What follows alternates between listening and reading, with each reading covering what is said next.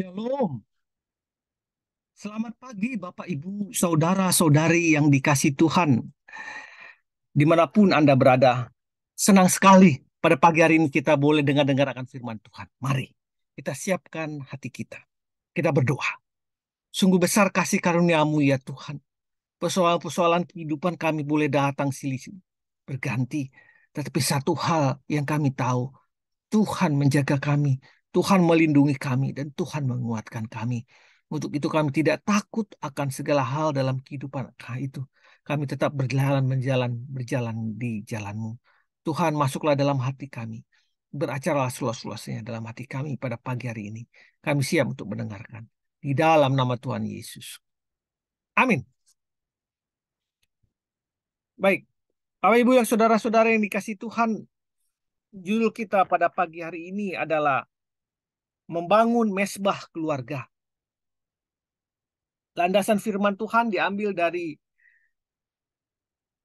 Mazmur 127 ayat 1a.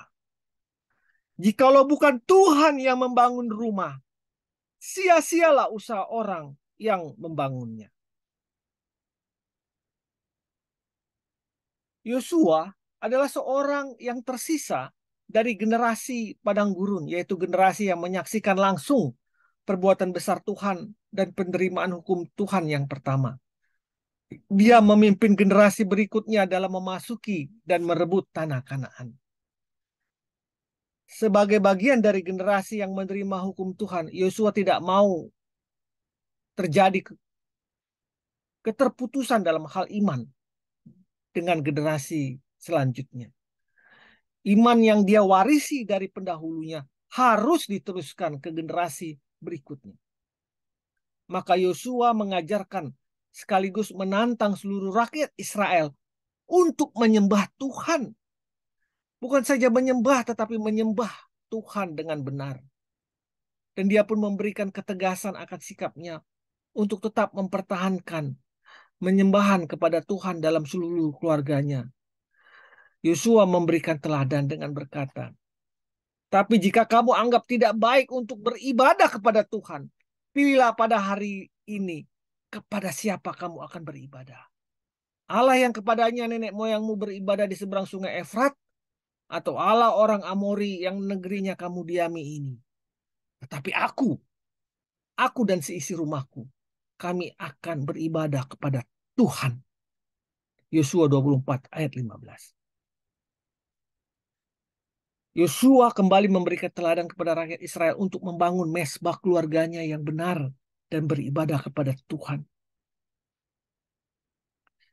Bapak Ibu yang dikasih Tuhan, bagaimanapun juga peran keluarga sangat-sangat penting di dalam membangun dan mempertahankan mental spiritual dari anggotanya, baik anak-anak, ibu, dan ayah.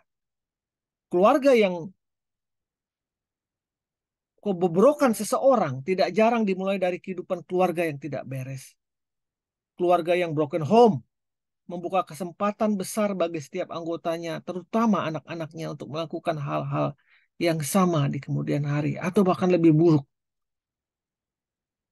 Demikian juga dengan orang tua yang keadaan iman dan kerohaniannya morat-marit, tentunya akan berdampak pada kerapuhan mental spiritual anak-anaknya. Jika sudah demikian, menjadi orang Kristen yang tangguh bisa dikatakan jauh dari harapan. Bapak Ibu yang dikasih Tuhan, salah satu cara yang sangat efektif untuk membentuk generasi Kristen yang tangguh adalah membangun mesbah keluarga. Beribadah bersama-sama dengan keluarga. Memang tidak mudah. Si anak punya kesibukan A, si anak yang nomor 2 punya kesibukan yang B, si istri mempunyai kesibukan yang C, dan suami juga mempunyai kesibukan yang seabrek-abrek.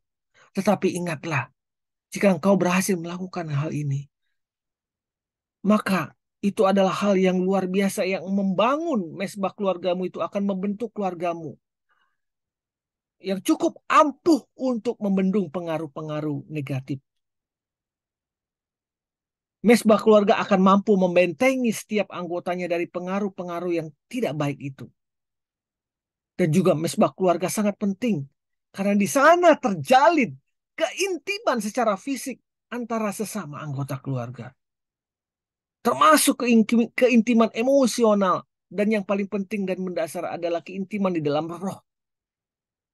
Itulah yang membuat keluarga itu menjadi tangguh, yang secara langsung akan membuat keimanan setiap anggotanya juga tangguh. Kebenaran-kebenaran ilahi dapat diturunkan kepada generasi selanjutnya. Jikalau bukan Tuhan yang membangun rumah, sia-sialah usaha orang yang membangunnya. Artinya bahwa Tuhan yang ditempatkan pada urutan pertama. Bapak, Ibu, saudara-saudara yang dikasih Tuhan. Raja Daud pun mengatakan demikian. Setelah dia melewati pergumulan-pergumulan kehidupannya, jatuh bangun, melakukan dosa, penyesalan, dan sebagainya.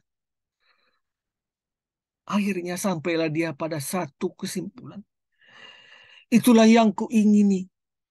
Diam di rumah Tuhan seumur hidupku. Menyaksikan kemurahan Tuhan. Dan menikmati baiknya. Itulah yang diingini oleh Daud. Diam di rumah Tuhan. Diam di dalam surroundingnya Tuhan. Diam di dalam lingkupnya Tuhan. Di dalam mesbah itu. Seumur hidup. Dan disitulah Raja Daud boleh menyaksikan kemurahan Tuhan. Dia boleh menghitung hari-harinya itu hanyalah kemurahan Tuhan. Dan dia boleh menikmati kebersamaan dengan Allahnya. Mazmur 27 ayat 4. Baiklah. Kiranya Tuhan kita tempatkan pada urutan pertama di dalam keluarga yang dipuja dan disembah.